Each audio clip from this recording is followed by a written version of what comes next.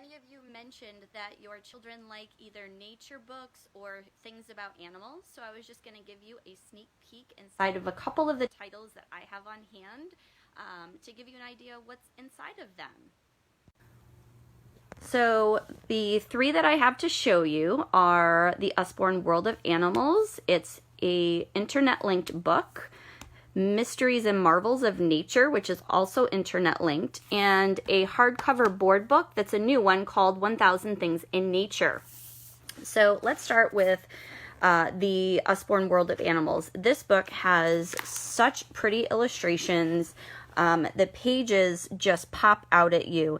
It gives you information about animals all over the world, in the Rocky Mountains, where they live, what type of biomes they live in. Oh, just saw. So this will give you an idea for South and Central America. What types of animals live where? It gives you a picture of the different countries in the continent. Some really neat information. Living together, how food chains work, mealtime. So if I go back to the beginning and show you the table of contents, you'll get an idea. So it starts out with the animal planet, the animal kingdom, how things work. And then it goes through each continent and tells you about the different areas, the different biomes there, and what types of animals live there.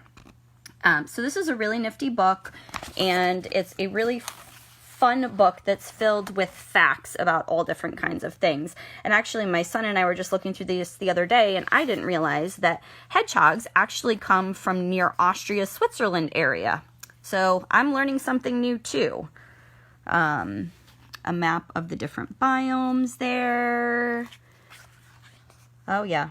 Some marsupials that live in Australia.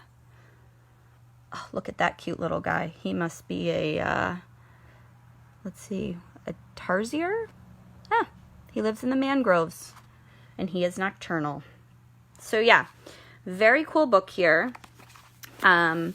Similar in format is Mysteries and Marvels of Nature. This one is also internet linked and will tell you about different things related to animals, how animals and insects attack, how they're made to move, their jumping power, born to run like cheetahs, feeding features, ocean feeding. Oh, there's a great white.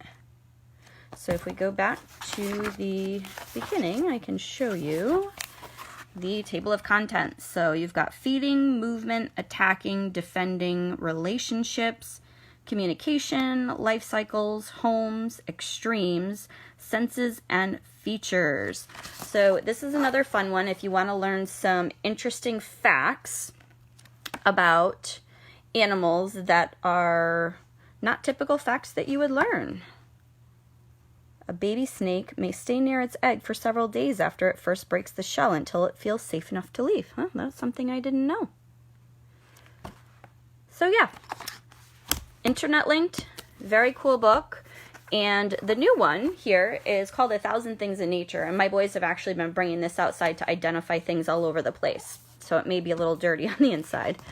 But this gives you an idea of the types of things in the book. And like I said, it's a board book. So on each page, it gives you different things to identify outside. And this book actually helped us to identify, we have a bird's nest on our back porch, and we identified the eggs, and it's a house wren egg. So we've actually got the babies have hatched, and we're listening to them in there when their mama comes to feed them every morning. So that's been kind of fun. If your child likes to go out and find feathers, creepy crawlies, you know, when your child comes in and asks you what it is on the ground that they found.